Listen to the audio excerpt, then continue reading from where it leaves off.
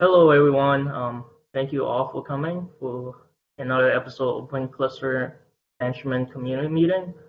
We have lots to cover today, so let's get started. In the second half of the meeting, we're very excited to have Submariner.io folks to talk about their product, how it helps with networking across multiple Kubernetes. But to start things off, we're very pleased to have Q Jang from Open Cluster Management and Min Kim from Ant Group to talk about their ideas on how to improve resource viewing on a managed cluster. So without further delays, please take it away, Q Jang. Yeah, hi. Yeah, let me share my screen. My screen?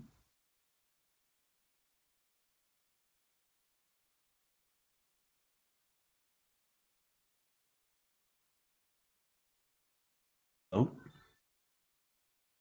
hello. Can you hear me? We can hear you. Your screen is open. Now we And can see your screen. Okay, great. So, yeah, I think the thing here is that we have a discussion with Kiming about some use cases that he's interested in, like there is some imperative actions that we can do from the hub to the managed cluster to do some, for example, to view the resources on the managed cluster or to see the metrics and healthy endpoint or to execute some command in the pod in the managed cluster. So I think today we basically have a way that we can have a declarative way to state that we want to deploy some resources onto the managed cluster. But we're thinking like another possible option that we can proxy the request from the hub to the managed cluster, the API request from hub to the managed cluster API server, so that the user on the hub can directly access API server on the managed cluster. I think there are some use cases that we list here, like we can check the user on the hub can check the API server's healthiness by visiting the healthy endpoint. I think that users should be on hub. And also some idea of how we can achieve that is like we can have a process that there's an agent on the managed cluster that when the agent is started, it initiate a connection to a proxy servers on the hub. After that, when the user send a request to the proxy can proxy users request to the agent, and then agent proxy the request to the API servers on the hub. On the managed cluster. So the proxy here, the user can directly send the API server request of the managed cluster by proxy. For example, using the kubectl and making the proxy at the endpoint of the kubectl, and then it can directly access the API servers on the managed cluster. So I think there are some, also we did some investigation, so that's also Kiming's investigation that we could use some existing kube6 project, which is API server network proxy, to handle that. So I think that's all for the doc. We haven't considered much. We haven't finished that, but maybe there are some also other things like how do we handle the RBAC between the hub and managed cluster. So Kimin, do you have anything else that you want to add for this? Hey, can you hear me? Yeah. Yes, we can. Oh, great. Yeah. Um, Basically, the first thing I'm thinking about is the RBAC identity because um, we are we with the proxy we are basically when we are accessing the hub cluster, we are actually using the identities which is which works only in the hub cluster. But if we are delegating, if we are proxying the request to the spoke cluster, then we have to somehow build a connection between the build a connection on the user identities between the hub clusters and the spoke cluster. I think yeah at least the proxy API has to be governed by the RBAC. For example, in the very first proposal, I remember it's the documentation proposed that if we can proxy choose the clusters with the request headers. I'm personally I personally doubt if that works because it's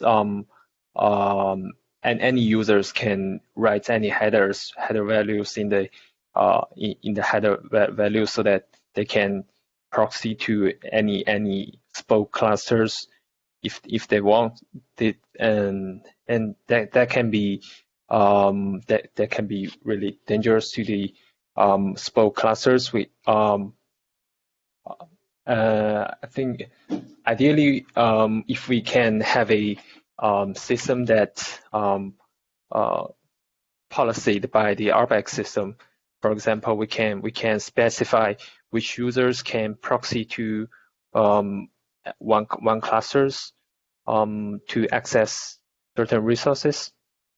I think that has to be considered as a part of the design. As for yes, and that's the first thing I'm thinking about the RBAC, the permissions and identities, and the as for the for a second, let me browse the discussions. I remember there's a second thing I feel like discuss.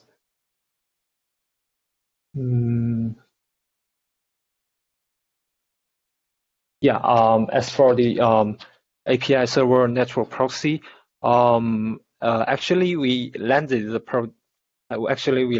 project to our production environment about 1 year ago, and it's already proven to be working well in production. I believe actually I heard about this project about 1 year ago from the Googlers, specifically from Walter, who is working at GKE Networks, and if I remember correctly, the project is currently maintained by Walter for now. And we are in our production cases, we are doing things like first of all, overall the API server network proxy or ANP just works like a simple SOX proxy server. You can simply proxy request through the tunnels established by the AMP servers and the agents with simply by the environment variables like HTTP-proxy.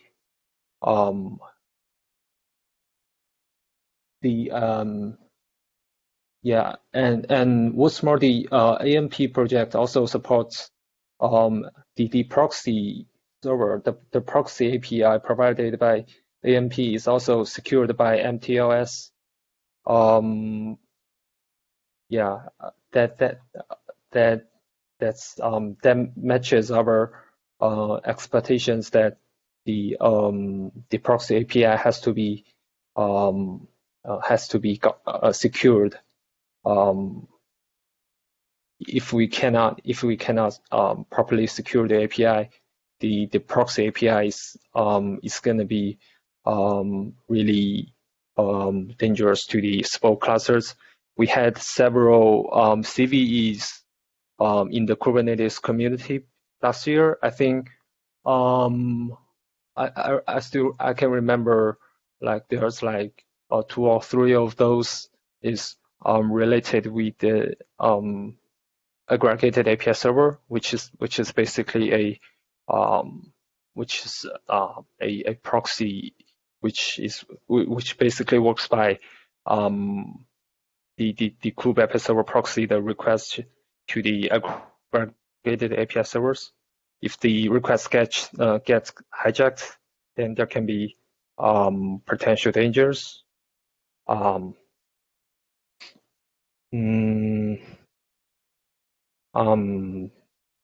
think that's the things as far as I can think of for now. Yeah, thank you.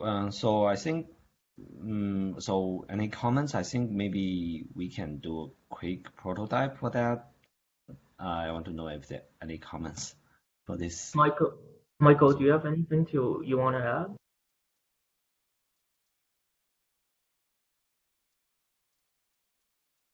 Also, I see that Rebecca from USAA is on the call. I know you guys are interested in this topic as well. Hopefully this is something you guys can look into as well. Not to put you on the spot, but do you have any question for Pujeng and Min Kim? No, not at this time. Just kind of listening. Oh, okay. All right. Are there any other questions regarding this topic? Yeah, I had a quick one. So just want to explore this thinking a bit. So if we establish a tunnel, right, then do we think that all control traffic from cluster 1 to hub will flow through this tunnel thereafter? Is that a goal as well, or that's a non-goal? The control traffic, you mean? No, I don't think we want to all the control traffic to flow from in this path. I think mostly it is going to satisfy the use cases that the user can directly access API server. So I think something that might happen is that we use the manifest work to install this agent, and then the agent could be able to expose the API service to the hub, and then the users on the hub will be able to access the resources to manage cluster. Okay, so this is not something on the managed cluster side. If we want to watch the hub server API, this is not something we would use. We would open up yet another connection. That's what you're saying, right? Yeah. Okay.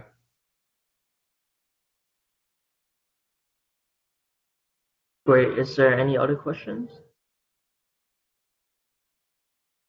Okay, if there is no more questions, then let's move on to the Submariner.io folks to talk about networking. Welcome Nir and Stefan. We're excited to have you guys. Please take it away.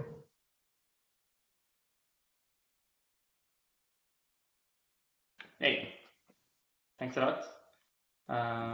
Stephen, do you want to go ahead?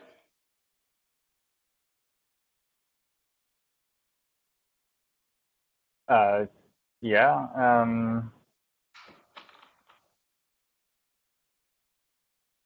So I think the goal for today was to provide an overview of what Submariner actually is. Yeah, I think that. We also have folks here that can talk about the integration, the Submariner add-on into the Open Cluster Manager. So Stephen, do you want to lead the first part? Yeah, I'll go for it. Right, so Submariner provides sort of layered features. The basic layer is network connectivity. So what it does is it creates tunnels between one or more, well, two or more rather Kubernetes clusters. So using IPsec by default, it can also do that using WireGuard, and it provides pod-to-pod connectivity between all the clusters and pod-to-service connectivity. So that means basically once you connect two clusters using Submariner, the pods in one cluster can talk to the pods in the other cluster. The architecture is that we have a sort of, what we call the broker, which is basically a cluster registry in MCS, multi-cluster services terminology. So that's just a set of CRDs in one cluster, and they record all the connected clusters and their endpoints, so how to connect to all the different clusters. Then inside each connected cluster, one of the nodes at least has to be labeled, and it's used as a gateway, so it has to be accessible to the other clusters. And then each node in the cluster gets what we call a root agent, and that handles routing traffic to the gateway. So from inside each cluster, we identify traffic that's supposed to go to one of the other connected clusters. That traffic gets redirected to the gateway, and then the gateway forwards it using the appropriate tunnel to the destination cluster, where the opposite happens. So the traffic is redirected in the target cluster to the appropriate node, so it gets the right pod. So then on top of that, we provide service discovery, and so this matches the multi-cluster services API. So that's KEP 1645. And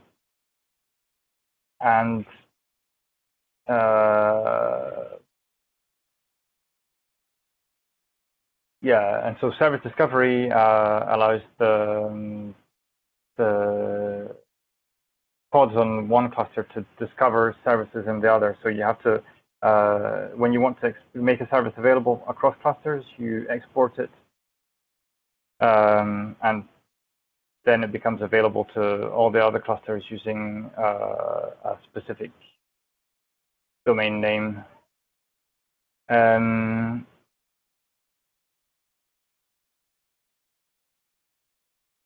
And that's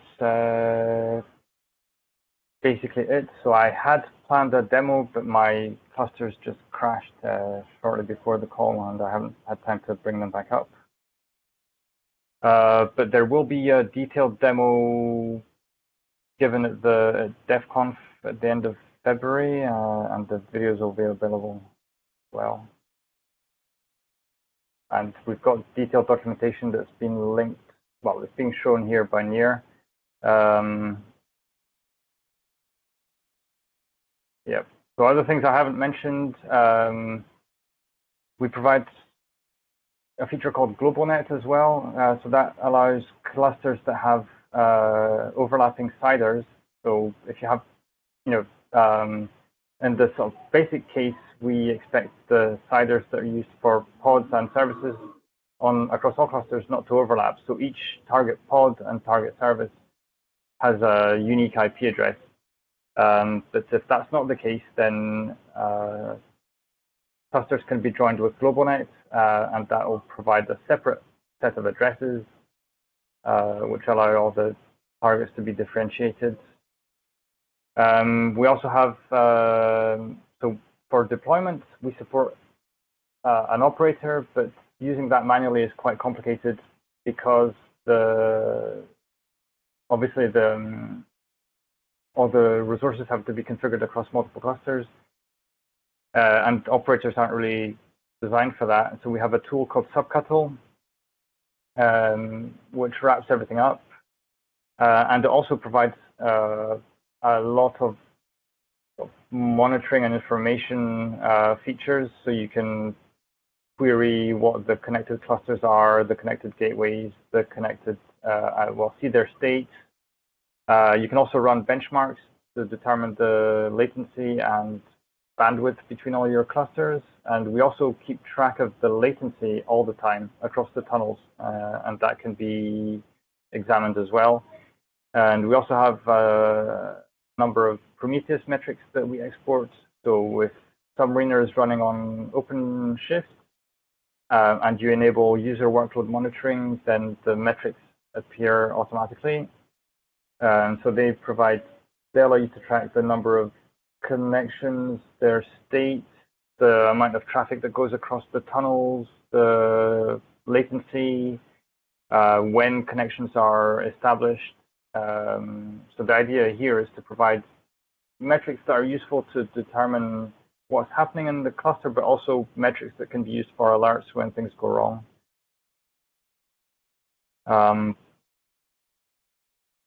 Yeah, and that's it. So recent changes in Submariner, mostly around OVN support for recent versions of OpenShift, since that is now the default.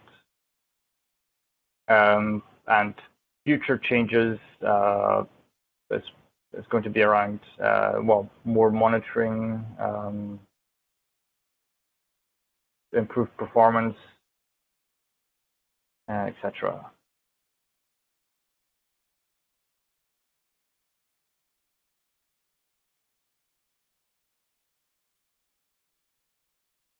No, thank you for that overview. Nir, do you have anything more to add? You want to talk about the add-on, or should Qiuzhen talk about the add-on as well? Oh, Right, there's a question in the chat.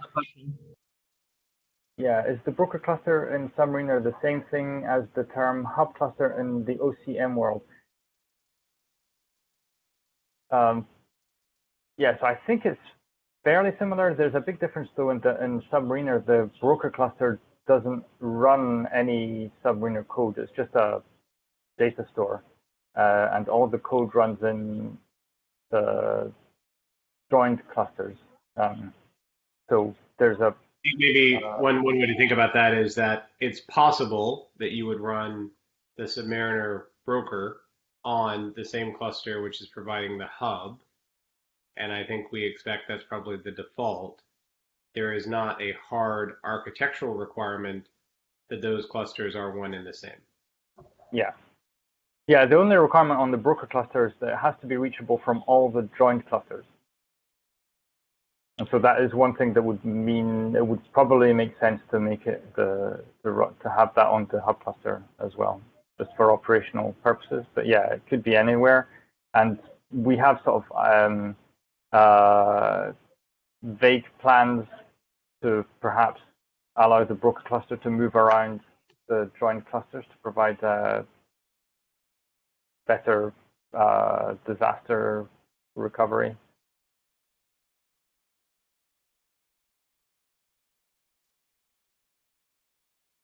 Okay, great. Mintian, did that answer your question?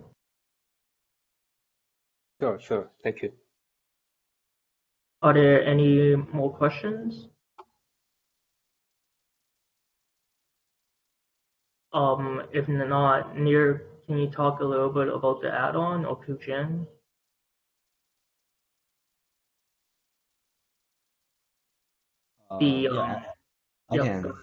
I can if Nir is okay on that.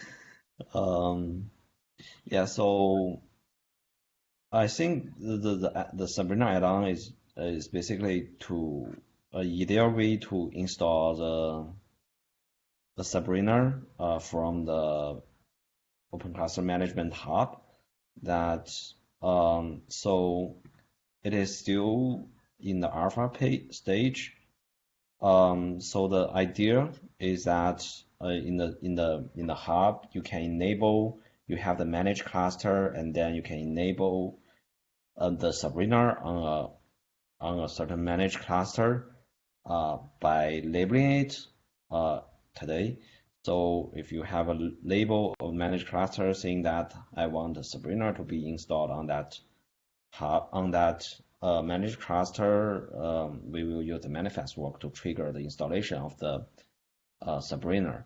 And in addition to that, we also because the installation of Submariner also involves some infrastructure configurations, such as some security wall configurations and gateway configurations for Submariner to set up the VPN. So we also have Submariner config CRDs together with together to set up the Submariner. So with that, so today we only support AWS. So with a write-up of the Submariner config, we were able to set up the gateway node on the AWS for the Submariner agent, and also we were able to call the AWS API to set up the securities group for the Submariner agent. So I think that's something that we are still ongoing, that like we are trying to support more cloud platforms and to make the installation of Submariner easier, and have a central control plane on the hub of OCM.